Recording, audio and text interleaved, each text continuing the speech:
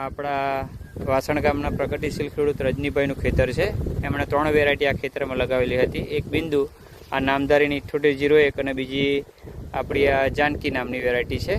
તેમાંથી કઈ સારી લાગી તે આપણે રજનીભાઈને પૂછ્યું. રજનીભાઈ, કઈ વેરાયટીનું વધારે પરફોર્મન્સ સારું છે? નામધારી છે. નામધારીમાં શું સારું લાગ્યું તમને? અચ્છા, બરાબર છે. આગળ તોડવામાં તકલીફ પડે એટલે લોહી નીકળી જાય ને એવું તકલીફ પડે.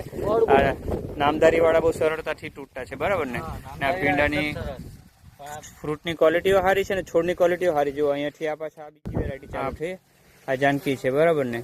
એમાં પણ આ ક્વોલિટી પીળા થઈ ગયેલા છે, તૂટવામાં પણ તકલીફ છે અને રોગનું પ્રમાણ પણ થોડું વધારે લાગે છે. અને ભીંડા નીકળ્યા પણ આની કમ્પેરેટિવલી ઓછા છે, એટલે નીકળે ઓછો માલ અને છોડો નબળા છે અને તૂટવામાં તકલીફ છે. એના કરતાં નામધારી 7801 વધારે સારી છે. આ રજનીભાઈનું આપણે કેવું છે.